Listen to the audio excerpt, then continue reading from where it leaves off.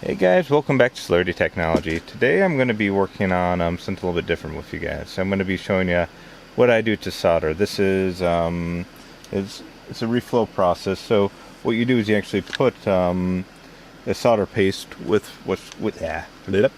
put down solder paste with a stencil, so it puts paste on each of these little pads. If I can find a free board, which I can't, or one right here.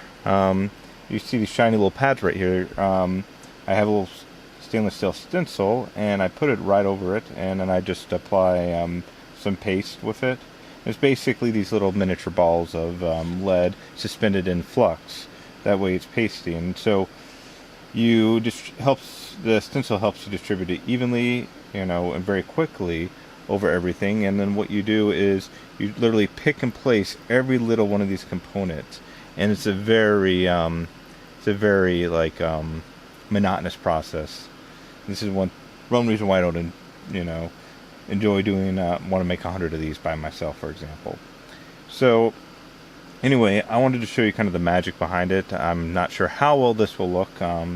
It's kind of propped up because, believe it or not, when it wasn't propped up, it was out of focus. So the idea is I want to show you a little bit of the magic behind the soldering and what's involved in that. So this process actually goes a lot quicker than you thought, and it kind of unlocks some magic. It's kind of, for me, when I first was watching some guides on EEV blog, which is a channel by David Jones. Check it out if you want to learn anything about soldering. He's an electronic engineer, and I am no way, shape, or form an electronic engineer. I'm just a Linux system engineer that wanted some RGB fittings to be addressable, and so that's how I kind of got in this hobby. And now I wanted to make some of these to hopefully help fund a little bit more of my hobbies. So I'm gonna go ahead and start.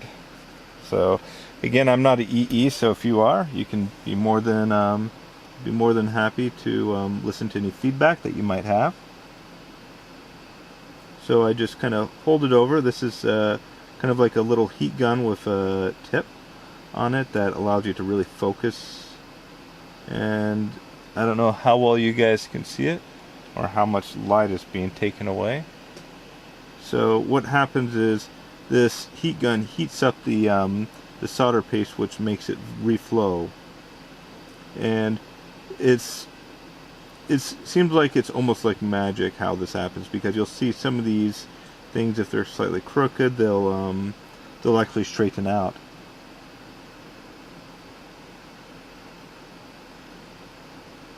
So you see them move around. It's a combination of the flux and surface tension.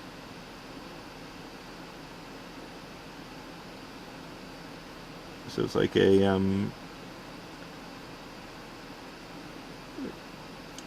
I think it's pretty cool.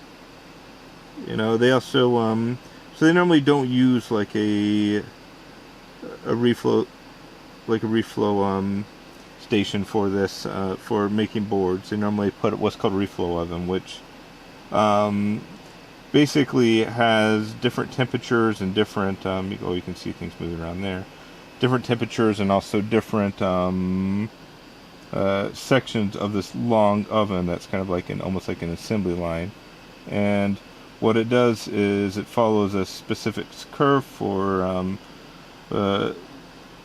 based off the data sheet of what you're doing. Again, I'm not an EE, electronic engineer. There, hey, look, that moved and went back into place. But yeah, so, and this is just another way of doing it. Generally, like, you would use this to, if you have a part that's bad, or you needed to replace something, instead of heating the whole thing up and sending it through an oven, you just heat up the individual part. But I'm too new to the hobby really to have like a reflow oven, and they cost, even for like, a cheap dinky one off AliExpress, you're talking probably about a few $100s. Some people actually use a little toaster oven for them. But the thing is, you also need to be able to have it cool down. So you need to heat up the solder quick enough, and some of these items on the board, you don't want to heat them up too hot, or it's not good for them. So, okay, go back. Yeah, there it goes. If you saw that, that was kind of cool. Hopefully I'm not blocking too much light.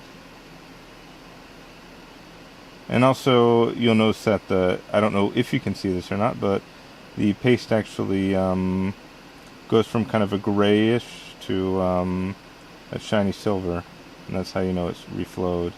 And also, you will see the little components move a little bit, and the surface, a little bit, this surface tension helping there.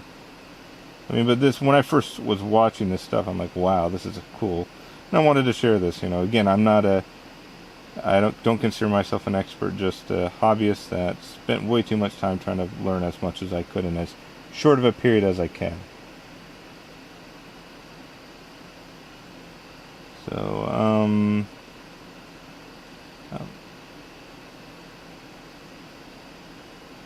so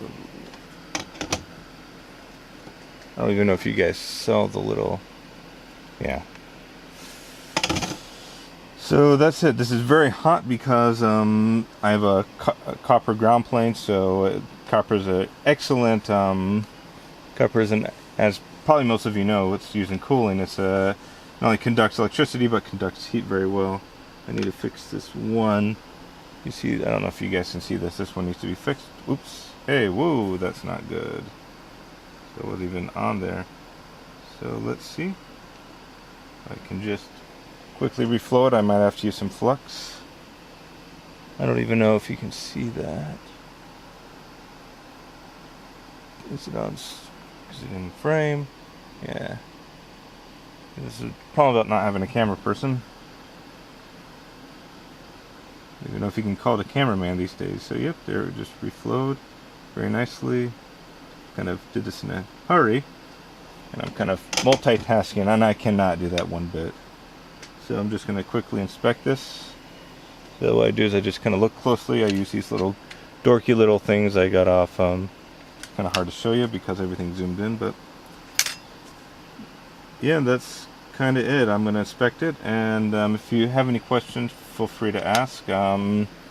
It goes much quicker when it's actually, they actually have these in large panels, and they have what's called a pick and place machine, and we'll just pick and place everything on there, and then you put it through an oven, and it reflows everything, and then they do the through hole. So this is all surface mount.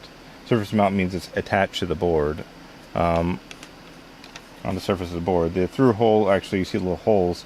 I solder the different through hole connectors. They're not only stronger, but they also sometimes they're a little bit more labor intensive, depending if you do it yourself. Yeah, but if you have any questions, feel free to post questions. Feel free to subscribe if you want to see more stuff like this. I'm doubting many random people would like to see stuff like this. Just I guess some of my followers like to see, subscribers would like to see what I do. But thanks for tuning in. Bye.